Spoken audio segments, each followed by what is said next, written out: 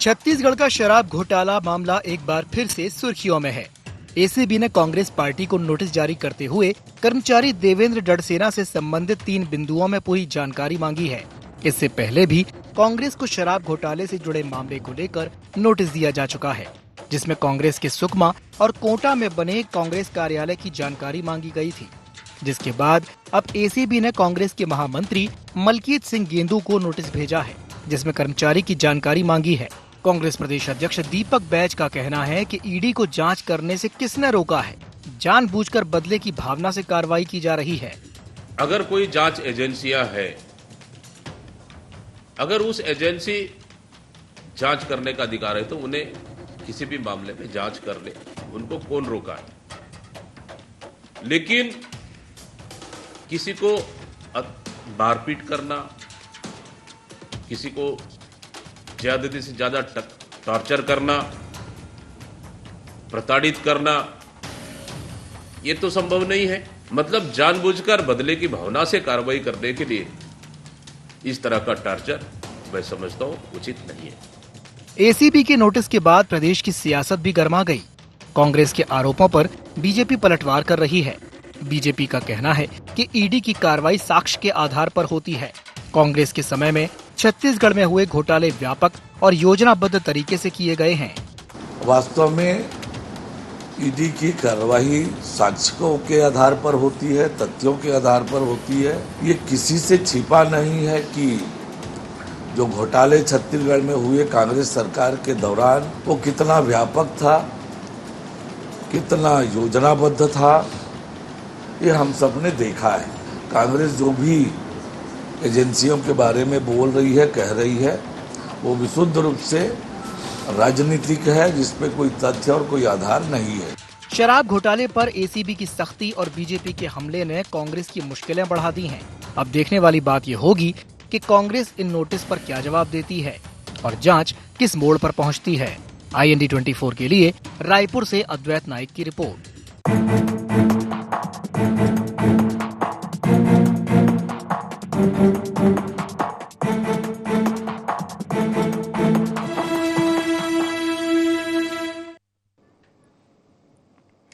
नमस्कार, गुहार छत्तीसगढ़ में आपका बहुत बहुत स्वागत है। मैं हूं योगी राज योगेश। कार्यक्रम में आज चर्चा होगी सुरा पर जो सियासत छिड़ी हुई है। दरअसल छत्तीसगढ़ का जो शराब घोटाला है वो थमने का नाम नहीं ले रहा और इसको लेकर सियासी उबाल बिल्कुल चरम पर है। आप ये देखिए, शराब को लेकर ऐसी शराब की नदियाँ वहीं कि अच्छे अच्छे लोग उसमें गोते लगा रहे। कुछ लोग तो डूब के ही निपट गए और कुछ लोग जो बाहर आ गए वो अभी तक हिचकोले खा रहे हैं शराब में। तो एक इतना बड़ा घोटाला, 2200 करोड़ के आसपास का घोटाला, 3000 करोड़ के आसपास उसको बता रहे हैं। पूरी सियासत उसके इर्द गिर्द घूम रही है और जांच एजेंसियां, राज्य से लेकर नेशनल एजेंसियां उसकी जांच कर रही हैं। हाल ही में मामला फिर गर्म आ गया कि एक नोटिस मिल गया छत्तीसगढ़ कार्यालय को और उसमें कार्यालय के अकाउंटेंट के बारे में जानकारी मांगी गई। इनकी नियुक्तियाँ किसने की, इनको वेतन कितना मिलता है, ये कहाँ से। तो इस तरह की तमाम बातें इस घोटाले को लेकर हो रही हैं और आपको पहले ही जानकारी देखें कि इस घोटाले में कितने बड़े बड़े लोग अभी पूर्व मुख्यमंत्री भूपेश बघेल के बेटे जेल में हैं, कवासी लखमा जेल में है, गिरफ्तार हो चुके हैं। तो इसको लेकर पूरा का पूरा एक सियासी तूफान मचा हुआ है। कांग्रेस ये आरोप लगा रही है कि भारतीय जनता पार्टी बदले की भावना से कार्रवाई कर रही है। भाजपा का कहना है कि ये इतने बड़ा घोटाला है कि इसमें तो अभी तो बहुत बड़ी बड़ी, जैसे भोपाल में मछलियों की बात हो रही तो वहाँ भी कि अभी तो छोटी मछलियाँ, बड़ी मछलियाँ फंसना बाकी है। तो कुल मिलाकर शराब के नशे में सब टुल्ले मार रहे हैं और आप ये देखिए कि अभी भी जो उसकी परतें जिस तरीके से खुल रही हैं, तो ऐसा लगता है कि ये आने वाले दिनों में और तूफान मचाएगा। प्रोग्राम में आज इसी पर चर्चा करेंगे। चर्चा शुरू करने से पहले आइए डाल लेते हैं गुहार पॉइंट्स पर एक नज़र। कहां तक पहुंचेगी शराब घोटाले की जांच की आंच? कांग्रेस क्यों बता रही राजनीतिक दबाव की कार्रवाई? जांच की पारदर्शिता पर उठे सवाल कितने जायज? बीजेपी के घोटालों के आरोपों में कितना दम? तो ये थे गुहार पॉइंट्स और डिबेट ओपन करूं। उसके पहले तमाम मेहमानों से आपका तारुफ करा दूं। मेरे साथ बीजेपी के प्रवक्ता डॉक्टर किरण बघेल हैं। बघेल जी, आपका बहुत बहुत स्वागत है। कांग्रेस के प्रवक्ता अमित श्रीवास्तव जी हमारे साथ हैं। अमित जी, प्रोग्राम में आपका भी बहुत बहुत स्वागत है। अमित जी, शुरुआत में आपसे ही कर रहा हूं, क्योंकि एसीबी ने एक नोटिस जारी किया है और उसको लेके हंगामा मचा हुआ है। तो एक तो आपका इसमें पूरा व्यू, आपका क्या है उसमें कहना है?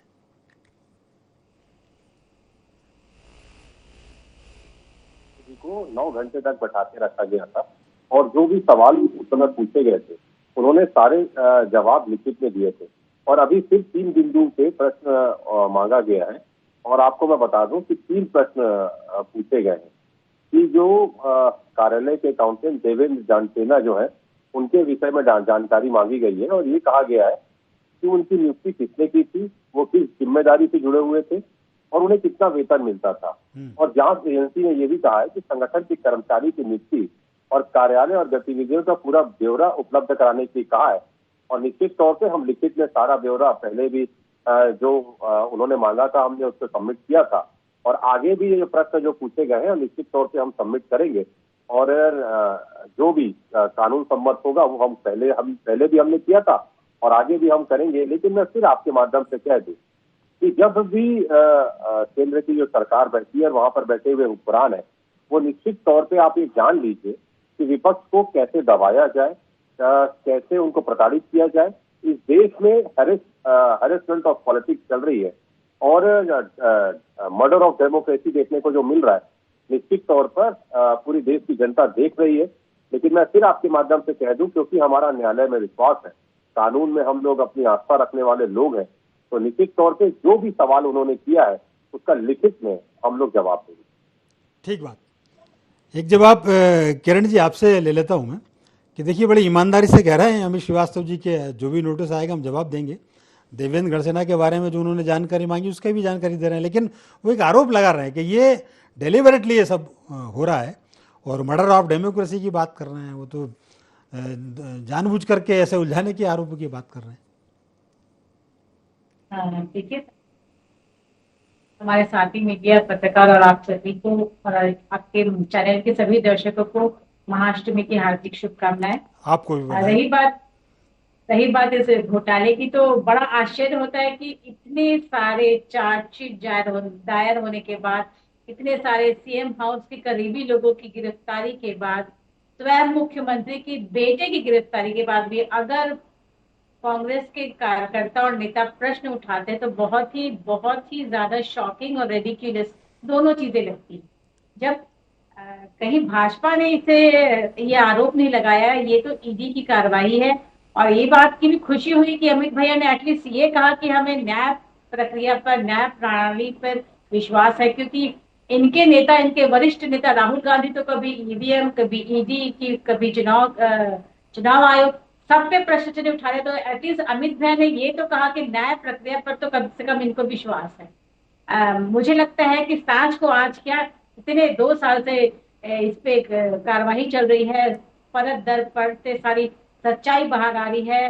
व्हाट्सएप चैट की डिटेल्स जब यहाँ पे सामने आ चुके हैं, इनके मुख्यमंत्री के बेटे को बेल नहीं मिल रही है, इसके बाद भी अगर ये अपने आप को निर्दोष बताते तो बड़ा ही आश्चर्यचकित बात होती है। जहां पे स्पष्ट और साफ शब्दों में कहा गया है कि छत्तीसगढ़ में इतना बड़ा, छत्तीसगढ़ के इतिहास में और भारत के इतिहास में सबसे बड़ा शराब घोटाला है, तो इसके बाद भी अगर अपना बीच बचाव करती कांग्रेस, तो मुझे लगता है छत्तीसगढ़ की जनता और भारत की जनता ये देख रही है कि किस प्रकार छत्तीसगढ़ महतारी को लूटने के बाद, छत्तीसगढ़ की जनता की गाड़ी कमाई पर डाका डालने के बाद भी अगर कांग्रेस अपने आप को निर्दोष कहती है, साबित तो नहीं कर पा रही, कहती है, तो बहुत हास्यास्पद बात।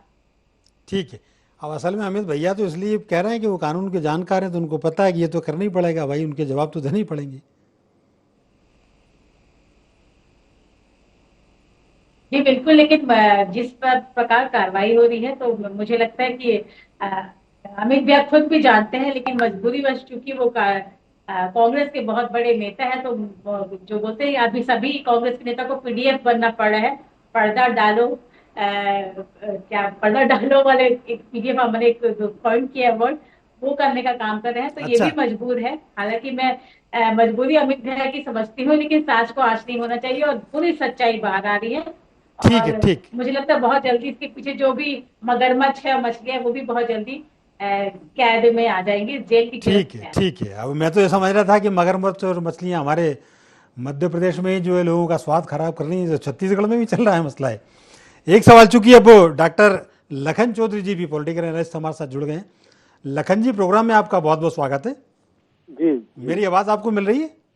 बिल्कुल सर, आवाज आ रही है। छत्तीसगढ़ के शराब घोटाले पर जरा दो चार टिप्पणी संक्षिप्त सी। देखिए, ये मामला जो है बहुत पुराना मामला है और जी शराब को लेके कई बार सवाल भी उठते हैं और उसको लेकर कई तरह की बातें भी होते रहती हैं आए दिन। मुझे लगता है कि ये जो मामला है ये कोई नया मामला नहीं है, बहुत पुराना मामला है, कई सालों से चल रहा है। और इसको लेके कहीं न कहीं सरकार में बैठे जो लोग हैं वो लोग भी कुछ न कुछ मात्रा में जिम्मेवार हैं, क्योंकि ये सबने थोड़ी थोड़ी विवादास्पद मात्रा ली मामला होगी है। साहब, हैं? थोड़ी थोड़ी मात्रा सबने ले ली होगी। जी बिल्कुल बिल्कुल। देखिए, जान रहे हैं कि ये विवादास्पद मामला है, उसके बाद जब उसके आवंटन की बात आती है, शराब ठेकों की बात आती है, तो सावधानी बरतनी चाहिए पूरी तरह सरकार में बैठे लोगों को, नौकरशाहों को, कर्मचारियों को, अधिकारियों को, सारे लोगों को। और उस मामले को इतना हल्के से लिया जाता है और हल्के में जो है लेकर उसके ठेकों का आवंटन कर दिया जाता है और सारी चीजें होती है, प्रक्रियाएं जो होती हैं, और उसी का नतीजा है कि आज देखिए उसको लेकर जो है तरह तरह की बातें हो रही है। पिछले कई महीनों से, कई सालों से इसको लेकर जो है सवाल उठते रहे हैं हमेशा, जी और मुझे लगता है कि भविष्य में भी इस मामले पर सवाल उठते रहेंगे। और जो है कहीं न कहीं मुझे लगता है कि सत्ता में जो बैठे लोग हैं, देखिए चाहे वो नौकरशाह हो, चाहे नेता हो, वो सारे लोग इसके लिए जिम्मेवार हैं। किसी एक बिल्कुल व्यक्ति को या एक संस्था को इसके लिए जिम्मेवार नहीं माना जा सकता। बिल्कुल, आप ठीक कह रहे हैं। शराब का घोटाला एक ऐसा घोटाला है कि ये अब जी चलेगा चुनाव तक। इसको वो कहते हैं ना कि हम तुम्हें मरने नहीं देंगे और हम तुम्हें जीने नहीं देंगे। ये बिल्कुल बिल्कुल। ऐसा मसला आ गया है कि अब इसको ठंडा नहीं होने देगी बीजेपी भी। अच्छा अमित जी, आप ये देखिए, निश्चित तौर पर कानून का तो पालन सबको करना ही चाहिए और आप तो करना ही पड़ेगा आपको भी। लेकिन ये केवल अकेले अकाउंटेंट का मामला नहीं है। केवल उन्होंने अकाउंटेंट की जानकारी नहीं मांगी, उन्होंने कांग्रेस के और भी कार्यालयों के बारे में जानकारी मांगी। तो ऐसा क्या हो रहा था, मतलब ऐसी क्या स्थिति लग रही कि सेंट्रल की एजेंसियां जांच कर रही हैं, शक के दायरे में आपके कार्यालय आ रहे हैं? देखिए, सबसे पहले तो मैं आपको साधुवाद दूंगा। बहुत हम लोग रोज 5-6 डिबेट करते हैं, बहुत कम कलमकारों की ये हिम्मत होती है कि इतने अच्छे प्रश्न करें। आपने बहुत अच्छा प्रश्न कर रहे हैं, आप ये कर रहे हैं, आपको साधुवाद। अरे ये तो देखिए, सब मैं आप आपको बता अपन, दूं, ये सब आपका ये- मेरा बीजेपी का कॉमन मिनिमम प्रोग्राम रहता है। ये एक अच्छी डिबेट हो और लोगों को लॉजिकली चीजें सुनने को मिले। आप सबका योगदान है इसमें। हम लोग तो बैठते इसीलिए हैं और we will try our level best कि आपकी डिबेट अच्छी हो।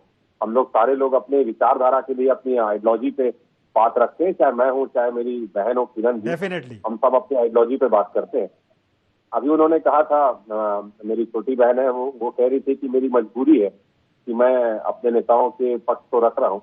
लेकिन मैं बता दूं कि आप याद करिए दिल्ली का शराब घोटाला, 17 महीने बाद आपको याद होगा योगी राज जी की सुप्रीम कोर्ट ने पूछा था ईडी से कि भाई आपने मनीष सिसोदिया जी के खिलाफ कोई भी चार्जशीट जो आपने पेश की उसको आप कुछ भी ऐसा एविडेंस आप नहीं ला पाए, आपने इन्हें 17 महीने जेल में रख दिया, तो who will responsible for his 17 month?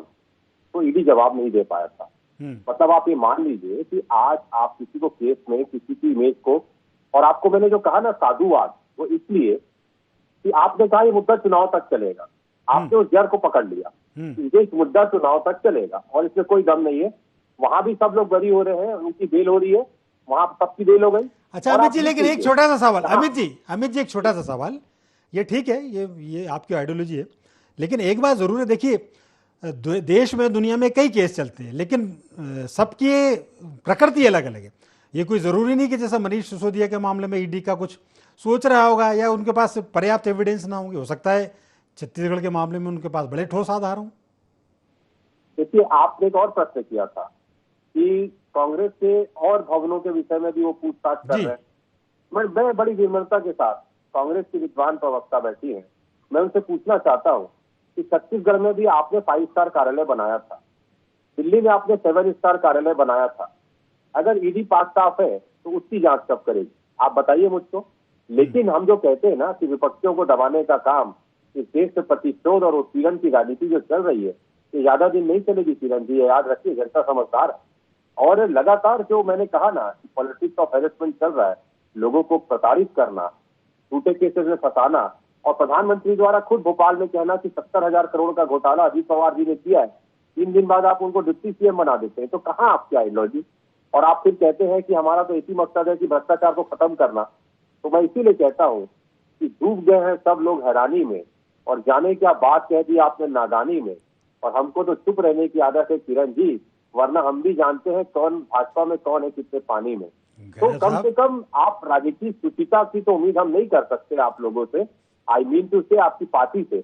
लेकिन मैं फिर इतना जरूर उम्मीद करूंगा कि अगर मौका मिला तो कम से कम जनता की सेवा करिए, विपक्षियों को पताने पे अपना समय बर्बाद मत करिए, क्योंकि साफ वक्त बहुत बड़ी चीज होती है, वक्त बदलते देर नहीं लगती है। इसलिए मेरा आपके साथ निवेदन ही है, क्योंकि आप मेरी छोटी बहन है, कम से कम आप समझदार हैं तो पार्टी के लोगों को बताइए कि आप जो कर रहे हैं लोगों की इमेज को टर्निश करने का, उनको बदनाम करने का जो आप काम कर रहे हैं बैठ के, ये ठीक नहीं है, जनता के बीच में अच्छा मैसेज नहीं जा रहा है। ठीक। अच्छा किरण जी, एक बात है, देखिए निश्चित तौर पर ये बड़ा घोटाला आप इसको बोल रही हैं, और यदि 22,000 करोड़ के आसपास, बल्कि कई तो 3,000 करोड़, सॉरी 2,200 करोड़, 3,000 करोड़ के आसपास का इसको ले जाते हैं, और बताइए आप, मतलब 2 दर्जन से ज़्यादा अफसर जो हैं सस्पेंड हो गए, तो निश्चित तौर पर कहीं ना कहीं कुछ ना कुछ मामला तो ज़रूर है। पर कहने का अर्थ ये कि एक बार में मामला खत्म करो और किस्सा खत्म, सबको अंदर करो, और एक दूध का दूध पानी का पानी करो। ये बार बार ये नोटिस आते हैं तो अमित जी को ये कहने का मौका मिल जाता है। अभी अमित भैया ने, आपने भी और उन्होंने भी कहा कि लोगों को बदनाम किया जा रहा है, तो अमित जी आपको तो बदनाम नहीं किया जा रहा है। भाजपा चाहती तो टीएस बाबा को बदनाम कर सकती थी, चरणदास महंत को भी बदनाम कर सकती थी, तो वो कांग्रेस के अन्य बड़े नेताओं को बदनाम कर सकती थी। ऐसा क्यों नहीं किया जा रहा कि उनका कहीं भी संलिप्तता नजर नहीं आ रही है। और जब अगर भूपेश बघेल के बेटे को ही किया जा रहा है तो कहीं ना कहीं बिना आग के धुआं नहीं निकलता, ये प्रमाणित, आप खुद जानते हैं इस बात को। तो उनकी संलिप्तता सरकार के संरक्षण में इतना बड़ा घोटाला हुआ। अभी अमित जी हमारे भाजपा कार्यालय की बात कर रहे थे, तो अमित जी हमारा भाजपा कार्यालय को बनने में पूरे 15 साल लगे, और ठीक इसके विपरीत 5 साल की सरकार में आपके एक 5 साल के अंदर आलिशान राजीव भवन तैयार होके खड़े हो गए। जो कार्यालय बनने में हमें 15 साल लगे, आप लोग ने इतने घोटाले किए कि 5 साल के कार्यकाल में आपने राजीव भवन बना दिया। यहाँ नहीं बल्कि अन्य जिलों में भी इसका रेप्लिका सेम इतने ही लागत से ऐसे ही रेप्लिका हर जिले में बनी। तो आपकी सरकार की उपलब्धि और घोटाले देख सकते हो। 15 साल में हमको 15 साल लगे, उसपे भी एक एक कार्यकर्ताओं से हमारे कार्यालय बनने के लिए सहयोग राशि ली गई। यहाँ तक कि मैंने भी अपने खाते से स्वेच्छा से हमारी पार्टी को राशि दी है। तो जितनी जो भी कार्यकर्ता थे जो अपने हैसियत के हिसाब से अपने सहयोग राशि देने के बाद हमारा कार्यालय तैयार हुआ, जिसके ठीक विपरीत 5 साल के अंदर छत्तीसगढ़ के कितने जिलों में राजीव भवन बनके तैयार हो गए। तो आप फर्क देख सकते हैं। रही बात घोटाले की, तो मैं पुनः कहना चाहूंगी कि तो बिना सरकारी संरक्षण के इतना बड़ा घोटाले को अंजाम देना बिल्कुल भी संभव नहीं है। अगर ये इसमें अधिकारियों को नाम आ रहा है तो वो भी कहीं ना कहीं राजनीतिक संरक्षण था। सिर्फ एक घोटाले नहीं योगी राज जी, यहाँ शराब घोटाले की बात करें, कोल लेवी घोटाले की बात करें, पीएससी घोटाले की भी जांच हो रही, उसमें भी चीजें बाहर आ रही है। और गौठान घोटाले, कितने घोटाले हैं, लगातार घोटाले हो रहे, जांच भी हो रही है, उसके रिजल्ट भी आ रहे हैं। तो सिर्फ शराब घोटाले की बात नहीं, छत्तीसगढ़ के कांग्रेस के हाथ जो है जो वो अन्य घोटालों में भी सने हैं। तो ये कितने घोटालों से बचेंगे, कितने से बाहर आएंगे, मुझे लगता है जनता जनार्दन है। और अमित जी ने तो न्याय प्रक्रिया पर तो विश्वास जताया ही, मुझे लगता है धीरे धीरे चीजें साफ हो जाएगी और जितने घोटाले कांग्रेस काल में हुए वो सामने। ठीक है अमित जी, आप चूंकि फिंगर रेज भी कर रहे हैं तो आप जरूर बोलिए, लेकिन आप ये बताइए कि अब 5 साल में वो किरण जी जो कह रहे हैं कि एक ही घोटाला नहीं, घोटाले तो मतलब एक सरकार को तो ये घोटाले करने में 5 साल भी कम पड़ जाएंगे, कितने घोटाले गिना रही है वो। छोटी सोच और पैर में मोच आदमी को बहुत आगे नहीं ले जाती है। तो हम लोग ये सब काम नहीं करते हैं, लेकिन ये तो चुन चुन के काम करते हैं, विपक्ष की नेताओं को दबाने का काम करते हैं। मैं आपको बता दूं, अभी किरण जी कह रही थी तो मैं डाटा निकाला हूं, इलेक्शन कमीशन का डाटा है कि 12 अप्रैल 2019 से 11 जनवरी 2024 तक सबसे ज्यादा इलेक्ट्रोल बॉन्ड से चंदा लेने वाली पार्टी है भारतीय जनता पार्टी। 6,060 करोड़ रुपए इलेक्ट्रोल बॉन्ड से चंदा मिला है आपको। और अभी आप कह रही थी कि हमारा कार्यालय जो बना है हमने भी दिया है, निश्चित तौर पे आप दी होंगी, तो आप ये कैसे मान लेती हैं कि कांग्रेस का कार्यालय, कांग्रेस का कार्यकर्ता अपनी हैसियत के हिसाब से अपनी पार्टी को नहीं दिया होगा? 1 रुपए से लेकर 1 लाख रुपए तक भी लोग देते हैं। तो मैं आपके माध्यम से कहना चाहता हूं कि आप लोग ये मान के चलते हैं कि आपका कार्यालय चंदे अब पार्टी के कार्यकर्ता के पैसे से बना है और हमारा किससे बना है। तो आपको ये समझना पड़ेगा कि आप जो एक लाइन खींचने का प्रयास करते हैं, तो मैंने कहा ना कि किरण जी समझना पड़ेगा, हमारे यहाँ भी उतने ही कार्यकर्ता है।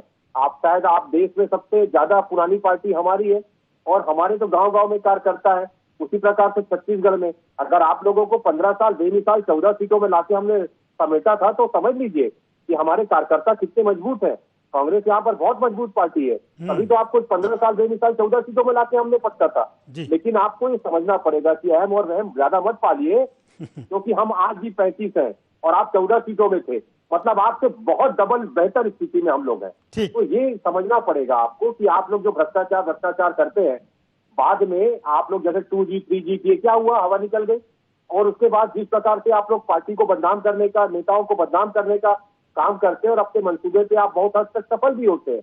लेकिन मैं फिर कह दूं किरण जी कि एक स्वच्छ राजनीति क्यों ना, आप विपक्ष में हम हैं, एक अच्छा विपक्ष भी होना अति आवश्यक है। योगी राज जी, आप बेहतर समझते हैं चीजों को, लेकिन ये तो कहते हैं कि हम कांग्रेस मुक्त भारत की बात करते हैं, और फिर क्या हुआ था बस्तर में, भाजपा मुक्त हो गया था बस्तर। तो मैं फिर कहना चाहता हूँ आपके माध्यम से कि जिसने गलत किया है उसके ऊपर आप कार्रवाई करिए ना, लेकिन चुन चुन के प्रताड़ित करके लोगों को नोटिस भेजना, और आपने ठीक कहा कि भाई इन्वेस्टिगेशन करिए, खत्म करिए।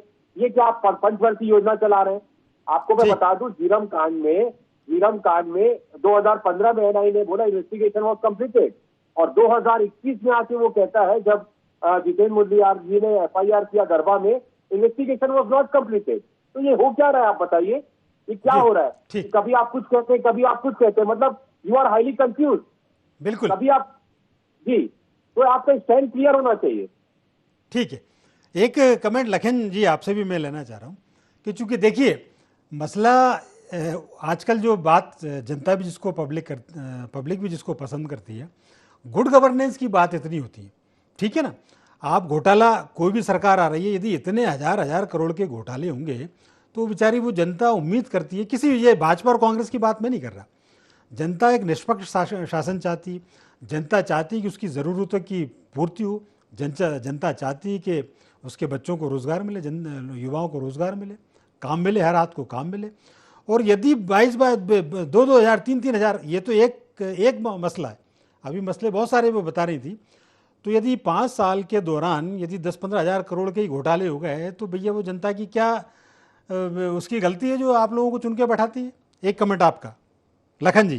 बिल्कुल निश्चित तौर पर देखिए, आपका कहना बिल्कुल जायज है और बिल्कुल सही है कि इस तरह की चीजों में उलझा कर जो समय है उसको किस तरह से खत्म कर दिया जाता है, और तब तक चुनाव आ जाते हैं और उसके बाद जो है जो नई सरकार आती है, नए लोगों को सत्ता की कमान मिलती है, वो भी फिर उसी रंग में रंग जाते हैं। तो ये बेहद दुखद है और दुर्भाग्यपूर्ण भी है कि जो है जो गैर जरूरी मुद्दे हैं, जो गैर जरूरी मसले हैं, उनको लेकर जो है पूरा समय का नुकसान किया जाता है, और जो काम की बातें हैं, काम की चीजें हैं, उनको बल्कि दरकिनार कर दिया जाता है और हाशिए पर डाल दिया जाता है। तो ये जो है वो चाहे कांग्रेस हो चाहे भाजपा हो, केंद्र में या राज्यों में भी यही चीजें हो रही हैं, और इस तरह की चीजों पर मुझे लगता है कि विराम लगना चाहिए, अन्यथा आने वाले कितने दिनों तक इस तरह मुद्दे चलेंगे जी। भाई, सत्ता में जो भी है वो आएगी, उसके बाद जो है जो विपक्ष में रहेगा उसके मुद्दे गिनाएगी, उसके मुद्दे उठाए जाएंगे जी, और जब वो फिर दूसरा कोई दल आएगा तो उसके मुद्दे उठाए। तो मतलब ये है कि यही सब यदि चलता रहा तो फिर विकास के मुद्दे कहाँ जाएंगे? बिल्कुल, शिक्षा के, रोजगार के, जो हमारे नई पीढ़ी है और जो पर्यावरण का मुद्दा है, तमाम चीजें हैं। ये आप बिल्कुल ठीक बात कर रहे हो। आप ये देखिए कि एक समय तो ऐसा था कि जब शराब पर सार्वजनिक चर्चा करना भी बड़ा शर्म की बात होती थी, और आज शराब पर चर्चाएं देश भर में हो रही हैं। तो कम से कम सबको ये सोचना चाहिए कि ये विषय तो ऐसे हैं जो पर्दे के पीछे रहें तो ज़्यादा अच्छा, और यदि पर्दे के आगे आ गए तो इसका खात्मा परमानेंटली होना चाहिए। ठीक, लेकिन आप तीनों ने बहुत शानदार विचार रखे। अमित जी आपका बहुत बहुत धन्यवाद, किरण जी आपका बहुत बहुत धन्यवाद, और लखन जी आपका भी बहुत बहुत धन्यवाद। तो गुहार छत्तीसगढ़ में फिलहाल इतना ही। आप हमारे साथ बने रहिए, जुड़े रहिए और देखते रहिए IND 24। नमस्कार।